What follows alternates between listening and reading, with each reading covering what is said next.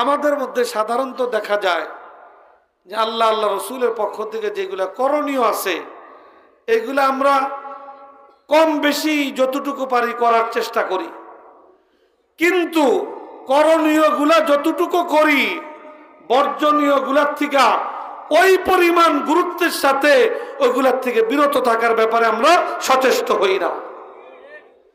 আমরা মনে করি যে একজন মানুষ যদি খুব নামাজি হয়, নামাজ পড়ে, তাহলে তাকে মনে করি খুব বড় বুজুর্গ, কিন্তু এটার দিকে খেয়াল করি না সে মিথ্যা কথা বলে কিনা, সে ব্যবসার মধ্যে ধোঁকাবাজি করে কিনা, সে ওজনে কম দেয় কিনা, সে ব্যবসা করতে গিয়ে প্রতারণা করে কিনা, অহেতুক মিথ্যা কসম খাইয়া মানুষকে প্রতারিত করার জন্য সে কাজ করে কিনা, এইগুলার প্রতি আমরা লক্ষ্য করি না।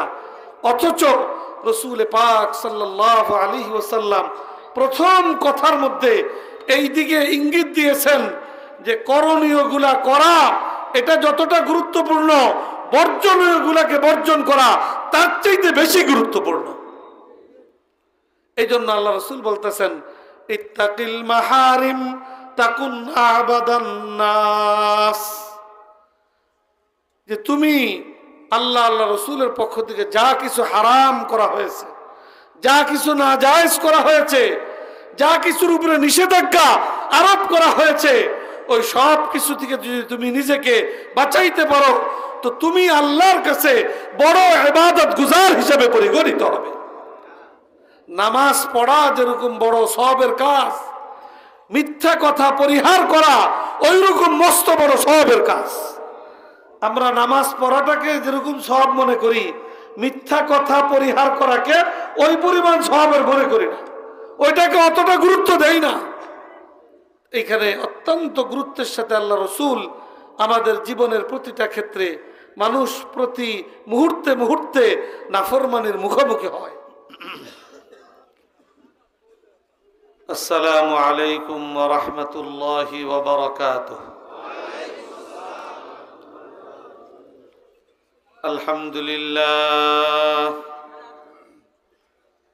আলহামদুলিল্লাহ নাহমাদুহু ওয়া নাস্তাঈনুহু ওয়া নাস্তাগফিরুহু ওয়া নু'মিনু বিহি ওয়া নাতাওয়াক্কালু আলাইহি ওয়া নাউযু বিল্লাহি মিন শুরুরি আনফুসিনা ওয়া মিন সাইয়্যাতি আ'মালিনা। من يهده الله فلا مضل له ومن يضلل فلا هادي له ونشهد أن لا إله إلا الله وحده لا شريك له ونشهد أن سيدنا ومولانا محمدا عبده ورسوله أرسله بالحق بشيرا ونذيرا وداعيا إلى الله بإذنه وسراجا منيرا. أما بعد فأعوذ بالله من الشيطان الرجيم. بسم الله الرحمن الرحيم. يا أيها الذين آمنوا ادخلوا في السلم كافة ولا تتبعوا خطوات الشيطان إنه لكم عدو مبين. وعن أبي هريرة رضي الله تعالى عنه قال قال رسول الله صلى الله عليه وسلم من يأخذ عني هؤلاء الكلمات فيعمل بهن أو يعلم من يعمل بهن. فقال أبو هريرة فقلت أنا يا رسول الله، فأخذ بيدي فعد 5 وقال اتق المحارم تكن أعبد الناس، وارض بما قسم الله لك تكن أغنى الناس، وأحسن إلى جارك تكن مؤمنا، وأحب للناس ما تحب لنفسك تكن مسلما، ولا تكسر الضحك فإن كسرة الضحك تميت القلوب، أو كما قال عليه الصلاة والسلام. سبحانك لا علم لنا إلا ما علمتنا إنك أنت العليم الحكيم। আমরা সকলেই অত্যন্ত আজমত এবং মুহাব্বতের সাথে একবার রাসূল করিম সাল্লাল্লাহু আলাইহি ওয়াসাল্লামের প্রতি সকলেই দুরূদ ইব্রাহিমি পাঠ করি। আল্লাহুম্মা সাল্লি আলা মুহাম্মাদিন ওয়া আলা আলি মুহাম্মাদ কামা সাল্লাইতা আলা ইব্রাহিম ওয়া আলা আলি ইব্রাহিম ইন্নাকা হামিদুম মাজিদ। اللهم بارك على محمد وعلى آل محمد كما باركت على إبراهيم وعلى آل إبراهيم إنك حميد مجيد। الحمد لله 3 দিন ব্যাপী এই গুরুত্বপূর্ণ তাফসীরুল কোরআন মাহফিলের আজকে হলো কয় নম্বর দিন? দ্বিতীয় দিন। আজকে দ্বিতীয় দিন। আল্লাহ রাব্বুল আলামিন আমাদেরকে কোরআনে পাকের তাফসীর মাহফিলে অংশগ্রহণ করবার সুযোগ দিয়েছেন। এই নুরানি মুবারক মাহফিলে সমবেত হওয়ার তৌফিক দান করেছেন। উলামায়ে কেরাম বুজুর্গান দ্বীনের সান্নিধ্যে কিছু সময় কাটাবার তৌফিক দান করেছেন। বিশেষ করে যারা পূর্ণ 3 দিনের জন্য সময় নিয়ে এই কোরআনে পাকের তাফসীরের মাহফিলে অংশগ্রহণ করেছেন এবং এখান থেকে কোরআনের আলোচনা, আল্লাহ রসুলের সুন্নাহ এবং আদর্শের আলোচনা শুনবার, নিজেদের জীবন চলার পাথেও গ্রহণ করবার আল্লাহ তাআলা যে সুযোগ এবং তৌফিক দান করেছেন, এজন্য আমরা দিল থেকে আল্লাহর শুকরিয়া আদায় স্বরূপ সকলেই বলি আলহামদুলিল্লাহ। এই বাগান যিনি সাজাইছেন, যার কোরবানি, মেহনত, মুজাহাদার উপরে আল্লাহ রাব্বুল আলামিন এইরকম সুন্দর একটি নুরানি বাগান আল্লাহ তাআলা সাজিয়ে দিয়েছেন, তিনি আজকে আমাদের মাঝে নেই। তার দুনিয়া থেকে বিদায় নেওয়ার পরবর্তী প্রথম এই মাহফিল, দ্বিতীয় না, একবার হয়ে গেছে, দ্বিতীয় মাহফিল। তা আমাদের সকলের কর্তব্য আল্লাহ রাব্বুল আলামিনের দরবারে দোয়া করা যে ওই মহান বুজুর্গের মাধ্যমে শুরু হওয়া, চালু হওয়া তার মেহনত, মুজাহাদা এবং কোরবানির উপরে ভিত্তি করে যেই সুন্দর এই মাহফিল এবং তাফসীরুল কোরআনের সূচনা হয়েছে, আল্লাহ রাব্বুল আলামিন এই মাহফিলকে, এই ধারাকে আল্লাহ তাআলা যুগ যুগান্তরে অব্যাহত রাখবার আল্লাহ তাআলা তৌফিক দান করেন। এবং এই মাহফিলের যে মূল মাকসাদ, উদ্দেশ্য, যে প্রতিটা মানুষ, প্রতিটা মুমিন মুসলমান তাদের জীবনের যে মূল লক্ষ্য এবং মাকসাদ, যে উদ্দেশ্য, সেই উদ্দেশ্য তারা সঠিকভাবে অনুধাবন করতে পারে এবং সেই উদ্দেশ্য পানে নিজেদের জীবন পরিচালনা করার একটা উৎসাহ, উদ্দীপনা এবং সংকল্প তাদের মধ্যে তৈরি হয় এবং তারা এর জন্য নিজের জান মাল কোরবানি করার জন্য প্রস্তুত হয়। এরকমের এক উদ্দেশ্য নিয়েই এই মাহফিলের সূচনা এবং আয়োজন। আমরা প্রত্যেকেই সেই উদ্দেশ্য অর্জনের প্রতি আমরা সচেষ্ট থাকব। আল্লাহ রাব্বুল আলামিন আমাদের সকলকে তৌফিক দান করুন। আমাকেও আল্লাহ তাআলা এই মাহফিলে প্রথমবারের মতো উপস্থিত হওয়ার সুযোগ দান করেছেন। এজন্য আমিও আল্লাহর দরবারে শুকরিয়া আদায় করছি যে আপনাদের মতো অনেক এখানে বুজুর্গানে দ্বীন, মুরব্বিয়ানে কেরাম, যারা বহু মেহনত মুজাহাদা করে চলেছেন দ্বীনের পথে, দূর দূরান্ত থেকে 3 দিনের জন্য এরকম একটা সুন্দর নুরানি পরিবেশে কাটানোর জন্য আসছেন। আপনাদের সকলের সান্নিধ্যের সাথে কিছু সময় আমার কাটানোর মধ্য দিয়ে আমি আশাবাদী যে আল্লাহ রাব্বুল আলামিন আমাকেও হয়তো এই মাহফিলের কিছু বরকত আমাকে ইনশাআল্লাহ দান করবেন।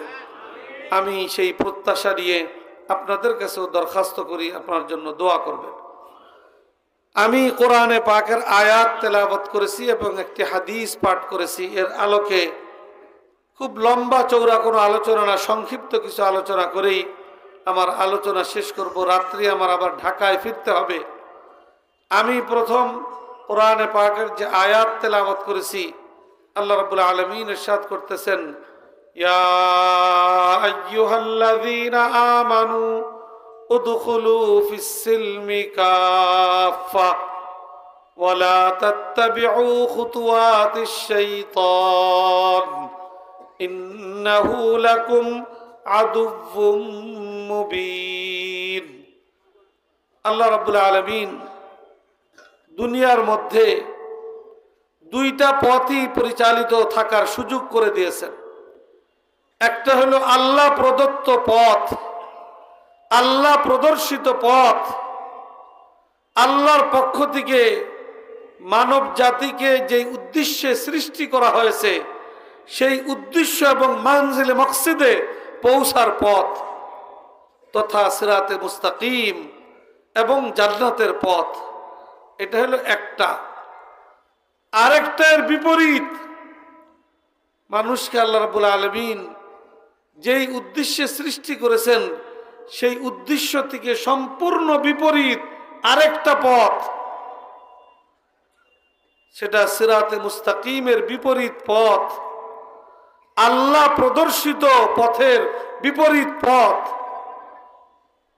এটাকে এক শব্দে যদি বুঝাইতে চাই তাহলে এটা হলো শয়তানের পথ। এই 2 পথ আল্লাহ রাব্বুল আলামিন দুনিয়াতে অব্যাহত রেখেছেন। যে যেই পথ অবলম্বন করবে আল্লাহর পক্ষ থেকে কোনো বাধ্যবাধকতা নাই যে তাকে এই পথে চলতেই দেওয়া হবে না, এরকম বিষয় নয়। বরং আল্লাহ রাব্বুল আলামিন সুযোগ করে দিয়েছেন। কারণ দুনিয়ার জীবন আল্লাহ রাব্বুল আলামিন পরীক্ষার জন্য দিয়েছেন। এখন পরীক্ষার হলে কেউ যদি ভুল লেখে তাকে কি বারণ করা হয়? যে সঠিক লিখতেছে সেও লেখার সুযোগ পায়, যে ভুল লিখতেছে সেও লেখার সুযোগ পায়। ওখানে লেখার মধ্যে কোনো নিষেধাজ্ঞা আরোপ করা হয় না, তাকে প্রতিবন্ধকতার সৃষ্টি করা হয় না। হ্যাঁ, পার্থক্য হবে যখন ফলাফল প্রকাশ পাবে।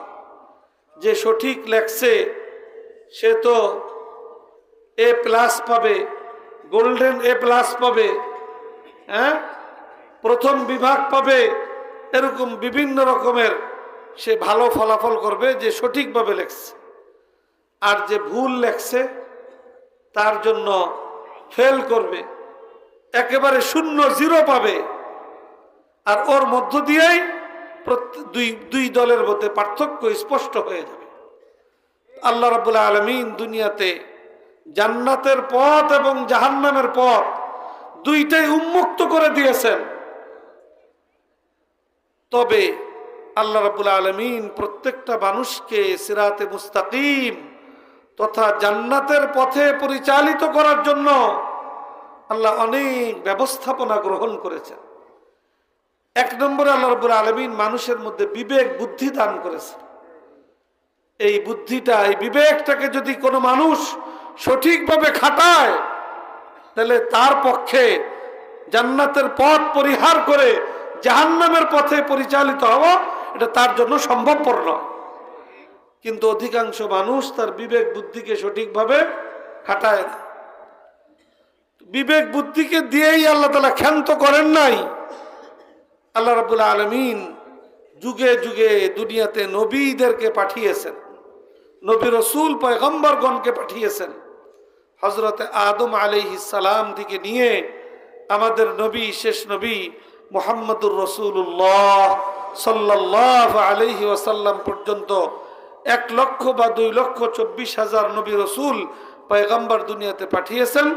নবী রাসূলদের কাজই ছিল, এটাই মূল কাজ, যে আল্লাহর বান্দা বান্দীদেরকে তাদের সৃষ্টির যে মূল লক্ষ্য, সেই লক্ষ্যপানে তাদেরকে পরিচালিত করা, তাদের সৃষ্টিকর্তা মহান রব্বুল আলামিনের সাথে তাদের সম্পর্ক জুড়ে দাও। এটাই ছিল নবী রাসূলদের মূল দায়িত্ব এবং মূল কাজ। এই কাজ তারা করেছেন। আসমান থেকে আল্লাহ রাব্বুল আলামিনের পক্ষ থেকে আসমানি কিতাব আল্লাহ তাআলা পাঠিয়েছেন। বড় বড় আসমানি কিতাব 4টা পাঠাইছেন, তাওরাত, ইনজিল, জাবুর এবং সর্বশেষ এবং সর্বশ্রেষ্ঠ আসমানি কিতাব কোরআনে কারীম। এছাড়াও ছোট ছোট আসমানি কিতাব যেগুলাকে কোরআনের ভাষায় সহিফা বলা হয়, সেইগুলো আল্লাহ তাআলা প্রায় 7খানিক নাজিল করেছেন। কোরআনে পাক নাজিল করা, অন্যান্য আসমানি কিতাব নাজিল করা, এটার দ্বারা মাকসাদ হলো মানুষকে সঠিক পথ নির্দেশনা দেওয়া, তাদেরকে সঠিক পথে পরিচালিত করা, তাদেরকে জান্নাতের পথ দেখানো, তাদেরকে জাহান্নামের পথ থেকে তাদেরকে রক্ষা করা। এটা ছিল আল্লাহ রাব্বুল আলামিনের আসমানি কিতাব নাজিল করার উদ্দেশ্য। এরপরে যেহেতু নবীগণের আগমন দুনিয়াতে সমাপ্ত হয়ে গেছে, নবী করিম সাল্লাল্লাহু আলাইহি ওয়াসাল্লামের আগমনের মধ্য দিয়া এরপরে পরবর্তীতে কিয়ামত পর্যন্তের জন্য নবীগণের ওয়ারিস উলামায়ে কেরাম, বুজুর্গানে দ্বীন, তাদেরকে আল্লাহ তাআলা যুগে যুগে নবীদের ওয়ারিস হিসাবে নবীদের ওই জিম্মাদারির ধারা অব্যাহত রাখার জন্য আল্লাহ তাআলা ব্যবস্থাপনা করে দিয়েছেন। তো এই যে সকল ব্যবস্থাপনা, এই ব্যবস্থাপনার আল্লাহ তাআলা করেছেন যাতে করে প্রত্যেকটা আল্লাহর বান্দা বান্দি সঠিক পথের দিশা পায়, জান্নাতের পথের খবর পায়, জাহান্নামের পথ সম্পর্কে সে অবগত হতে পারে।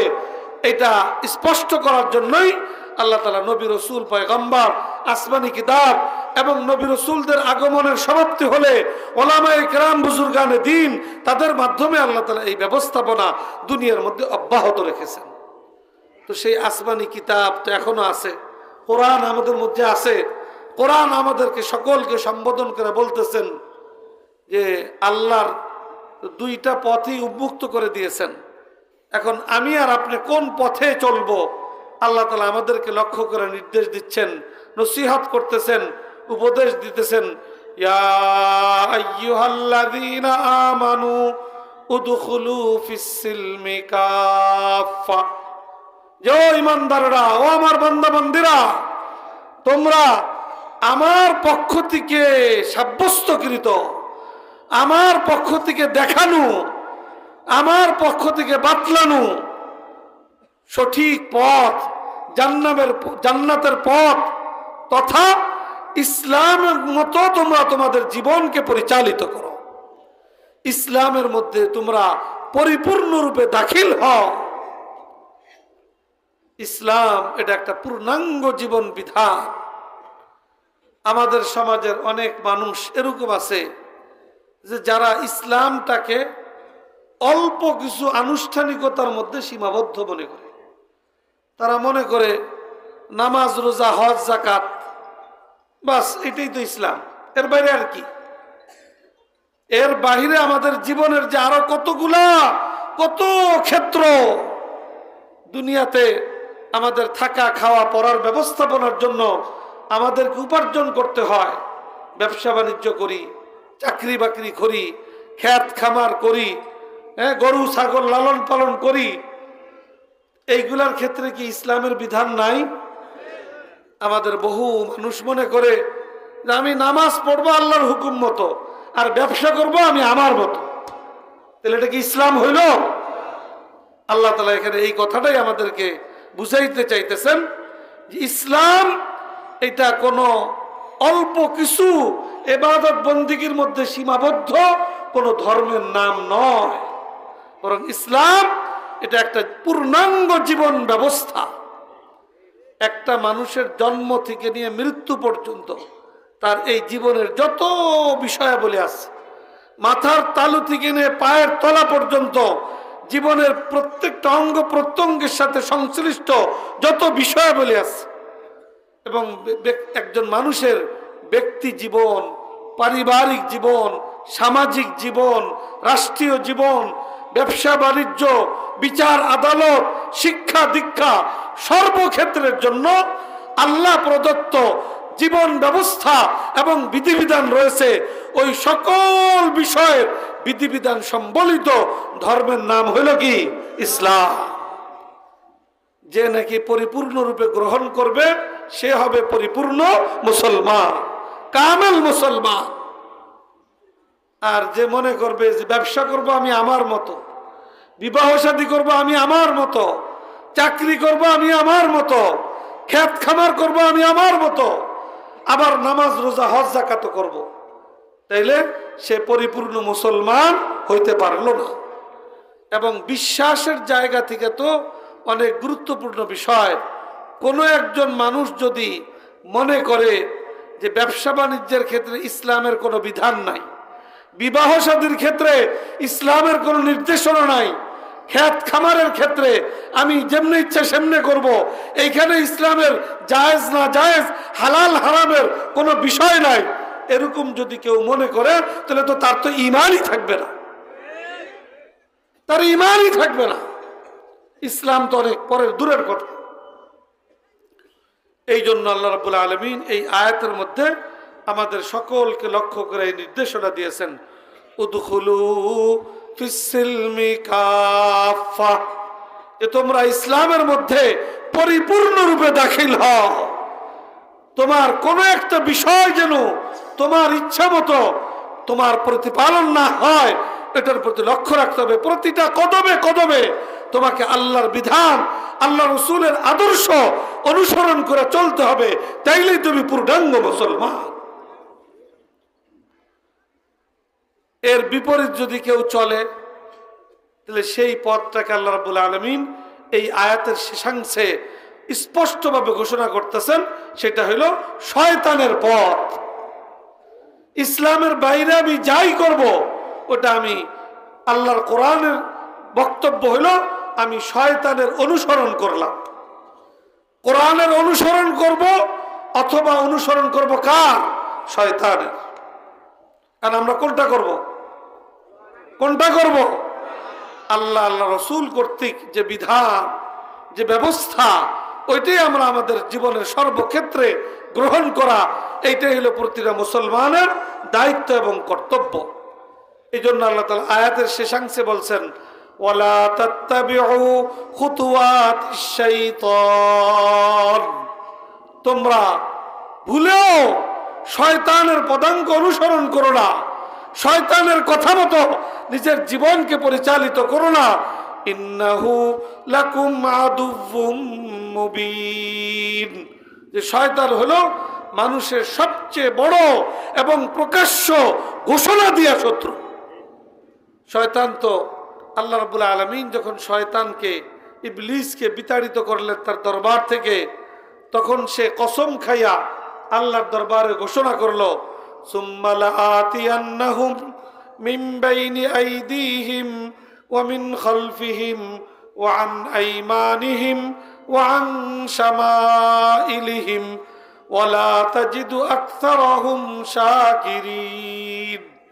শয়তান বলছিল যে আমি এই বনি আদম প্রতিটা মানুষকে আমি সঠিক পথ থেকে বিচ্যুত করার জন্য, ইসলামের পথ থেকে তাকে হটানোর জন্য, তাকে বিভ্রান্ত করার জন্য, তাকে গোমরাহির মধ্যে ফেলে দেওয়ার জন্য আমি চতুর্মুখী আক্রমণ করব তার উপরে।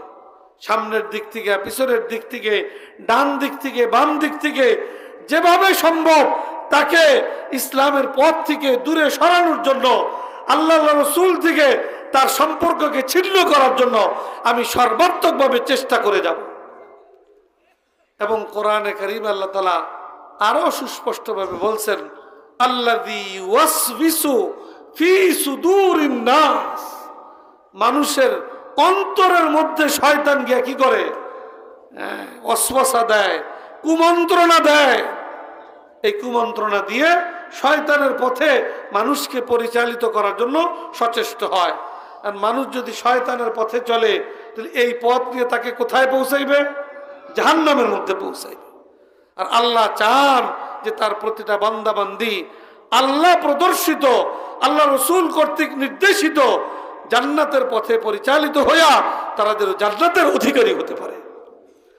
এই জন্য আমাদের কর্তব্য হলো জীবনের প্রতিটা ক্ষেত্রে ইসলাম প্রতিপালনে, ইসলামের অনুসরণ করা, ইসলামের বিধান পালন করা, এর জন্য সচেষ্ট হওয়া। এই ক্ষেত্রে ইসলাম যেহেতু পূর্ণাঙ্গ জীবন বিধান, বিভিন্ন ব্যক্তিগত জীবনে, পারিবারিক জীবনে, সামাজিক বিষয়ে বিভিন্ন ক্ষেত্রেই ইসলামের বিধানাবলী আছে। ওই সকল বিধানাবলী প্রতিপালনের মাধ্যমে আমাকে পরিপূর্ণ ইসলাম পালনের মধ্যে মনোনিবেশ করতে হবে। এজন্য আমি একটি হাদিস আপনাদের সামনে পেশ করেছি।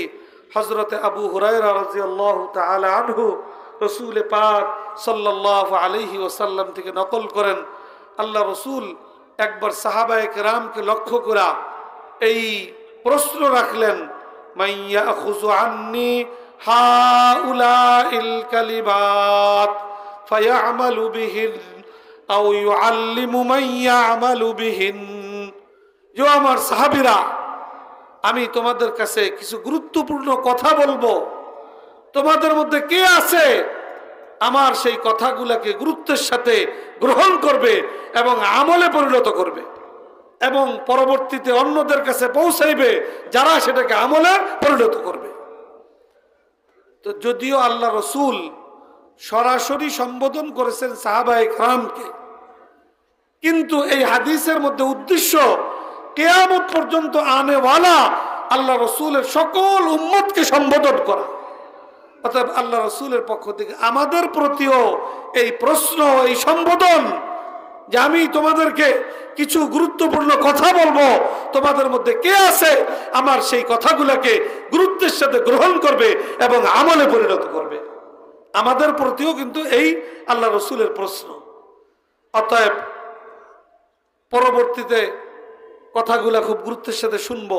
হযরত আবু হুরায়রা রাদিয়াল্লাহু তাআলা আনহু বলেন, আমি সাথে সাথে দাঁড়িয়ে লাব্বাইক বললাম এবং স্পষ্ট বললাম যে ইয়া রাসূলুল্লাহ, আমি এর জন্য তৈয়ার আছি। আমরাও তো ইনশাআল্লাহ তৈয়ার আছি। এরপরে রাসূল পাক সাল্লাল্লাহু আলাইহি ওয়াসাল্লাম হযরতে আবু হুরায়রা রাদিয়াল্লাহু তাআলা আনহুর হাত ধইরা গইনা গইনা ওই গুরুত্বপূর্ণ কথাগুলা বললেন। তার সংখ্যা হইল 5। গুরুত্বপূর্ণ 5টি কথা আল্লাহ রসুল খুব সুস্পষ্টভাবে বললেন। এই 5টা কথা আমাদের প্রত্যেকের জীবনে স্মরণে রাখবার এবং প্রতিনিয়ত আমলে এবং কার্যে পরিণত করার মতো বিষয়। এবং এই কথাটা আল্লাহ রসুল সাহাবায়ে কেরামকে বলেছেন এবং কিয়ামত পর্যন্ত আনেওয়ালা সকল উম্মতের প্রতি তার এই আহ্বান। কি কি কথা?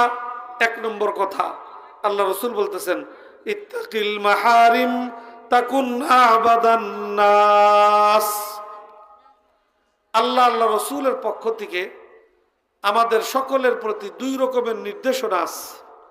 একটা হলো করণীয় নির্দেশনা, আরেকটা হলো বর্জনীয় নির্দেশনা। করণীয় নির্দেশনা যেরকম নামাজ পড়া, রোজা রাখা, কোরআন তেলাওয়াত করা, যাকাত দেওয়া, হজ করা, এগুলা হলো সব করণীয় নির্দেশনা। আবার কিছু নির্দেশনা আছে যেগুলা বর্জনীয়, সেগুলা করা যাবে না। যেরকম মিথ্যা কথা বলা, এটা কি করার জন্য বলছেন না মিথ্যা কথা থেকে পরিহার করতে বলেছেন? বর্জনীয়। কাউকে ধোঁকা দেওয়া, কাউকে কষ্ট দেওয়া, কারো দোষ চর্চা তার অগোচরে করা, এমনি ভাবে ব্যবসার মধ্যে ধোঁকাবাজি করা, ওজনে কম দেওয়া, অন্যের মাল আত্মসাৎ করা, এরকম ঘুষ খাওয়া, সুদ খাওয়া, এগুলা প্রত্যেকটা হইল বর্জনীয়। এগুলা আল্লাহ রসুল, আল্লাহ এবং আল্লাহ রসুল নিষেধ করেছেন, এগুলা করা যাবে না। আমাদের মধ্যে সাধারণত দেখা যায় যে আল্লাহ আল্লাহ রসুলের পক্ষ থেকে যেগুলা করণীয় আছে এগুলা আমরা কম বেশি যতটুকু পারি করার চেষ্টা করি, কিন্তু করণীয় গুলা যতটুকু করি বর্জনীয় গুলার থেকে ওই পরিমাণ গুরুত্বের সাথে ওইগুলার থেকে বিরত থাকার ব্যাপারে আমরা সচেষ্ট হই না। আমরা মনে করি যে একজন মানুষ যদি খুব নামাজি হয়, নামাজ পড়ে, তাহলে তাকে মনে করি খুব বড় বুজুর্গ, কিন্তু এটার দিকে খেয়াল করি না সে মিথ্যা কথা বলে কিনা, সে ব্যবসার মধ্যে ধোঁকাবাজি করে কিনা, সে ওজনে কম দেয় কিনা, সে ব্যবসা করতে গিয়ে প্রতারণা করে কিনা, অহেতুক মিথ্যা কসম খাইয়া মানুষকে প্রতারিত করার জন্য সে কাজ করে কিনা, এইগুলার প্রতি আমরা লক্ষ্য করি না। অথচ রসুল পাক সাল্লাল্লাহু আলাইহি ওয়াসাল্লাম প্রথম কথার মধ্যে এই দিকে ইঙ্গিত দিয়েছেন যে করণীয় গুলা করা এটা যতটা গুরুত্বপূর্ণ, বর্জনীয় গুলাকে বর্জন করা তার চাইতে বেশি গুরুত্বপূর্ণ। এই জন্য আল্লাহ রসুল বলতেছেন, ইত্তাকিল মাহারিম তাকুন আবাদান নাস, যে তুমি আল্লাহ আল্লাহ রসুলের পক্ষ থেকে যা কিছু হারাম করা হয়েছে, যা কিছু নাজায়েজ করা হয়েছে, যা কিছুর উপরে নিষেধাজ্ঞা আরোপ করা হয়েছে, ওই সব কিছু থেকে যদি তুমি নিজেকে বাঁচাইতে পারো তো তুমি আল্লাহর কাছে বড় ইবাদত গুজার হিসেবে পরিগণিত হবে। নামাজ পড়া যেরকম বড় সওয়াবের কাজ, মিথ্যা কথা পরিহার করা ওই রকম মস্ত বড় সওয়াবের কাজ। আমরা নামাজ পড়াটাকে যেরকম সওয়াব মনে করি, মিথ্যা কথা পরিহার করাকে ওই পরিমাণ সওয়াবের মনে করি না, ওইটাকে অতটা গুরুত্ব দেই না।